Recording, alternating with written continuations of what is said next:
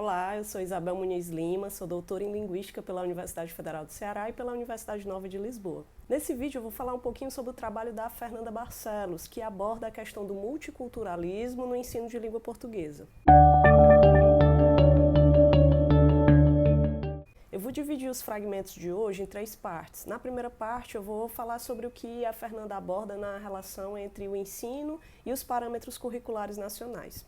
Na segunda parte eu vou falar um pouquinho sobre o que a Fernanda Barcelos coloca em relação à importância das variedades linguísticas. E na terceira parte eu vou apresentar para vocês o que a Fernanda Barcelos coloca em relação aos pontos positivos e as dificuldades que a gente pode encontrar em um ambiente de ensino-aprendizagem multicultural. Em relação à primeira parte, a Fernanda Barcelos coloca que é muito importante a gente repensar as práticas pedagógicas quando estamos diante de um contexto multicultural. Para isso é importante olhar para as especificidades das diferenças, buscando uma prática pedagógica que busque a libertação, que busque a liberdade. E nesse sentido, a Fernanda Barcelos cita os PCN, os Parâmetros Curriculares Nacionais, que apresentam uma divisão de conteúdos em parte comum e parte diversificada. Na parte comum seriam aqueles conhecimentos que todos os alunos em todas as regiões brasileiras precisam aprender, e o conteúdo diversificado estaria relacionado às especificidades de cada região que deveriam ser contempladas no ensino de língua portuguesa em função de cada região do Brasil, em função de cada realidade brasileira. A Fernanda Barcelos apresentou uma série de pontos positivos de aplicar um ensino multicultural. Por exemplo, a diminuição da exclusão social, a diminuição de preconceitos, de estereótipos. Ela menciona que o ensino é mais qualitativo, ele é mais efetivo quando voltado para essa abordagem multicultural. Além disso, ela explica um ponto interessante que é óbvio que todo mundo sabe, todo brasileiro, toda brasileira entende que a gente tem um país multiétnico, multirracial. Mas o que acontece na sala de aula é que nem sempre essa riqueza sociocultural, étnica, racial é valorizada. E nesse sentido, indo já para a segunda parte do nosso fragmento de hoje, a Fernanda Barcelos menciona a importância de valorizar as variedades linguísticas. E o que são mesmo variedades linguísticas?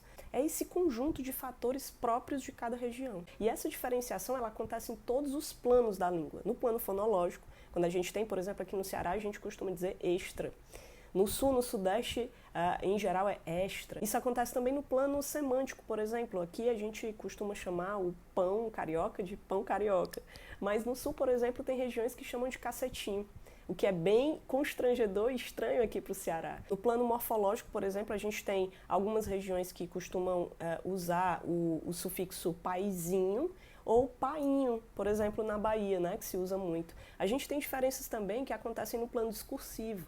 Aqui no Ceará é muito comum a gente dizer, pois pronto. No sul, a gente tem aquela expressão bah. Em São Paulo, você diz, orra meu. Isso precisa ser valorizado, isso é bonito, isso é rico, isso mostra a beleza que o nosso país tem.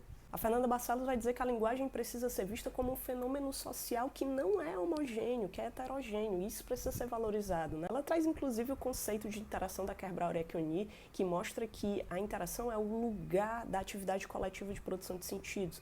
Inclusive, por falar em interação, eu deixo aqui o link da minha tese, que é só sobre isso, quem quiser se aprofundar mais, clica aí e acessa o meu trabalho.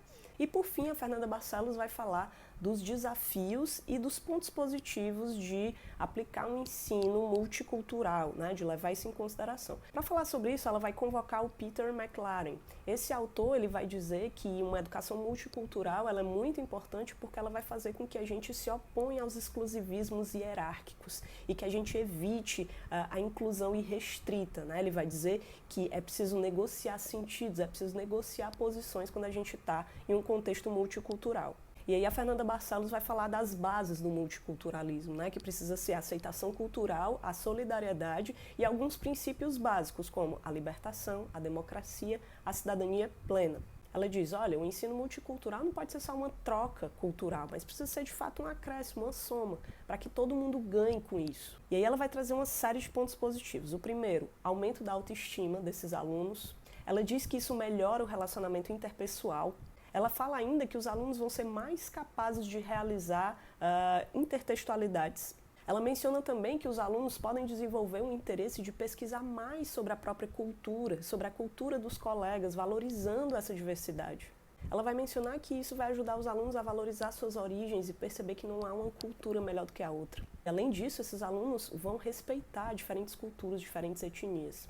Ela mostra também que as migrações vão acontecer de uma forma menos complexa. Quando você tem um ensino multicultural, as pessoas, os cidadãos, vão passar a perceber melhor as diferenças entre regiões, vão entender palavras e expressões de outros estados e vão valorizar essa integração entre culturas e etnias.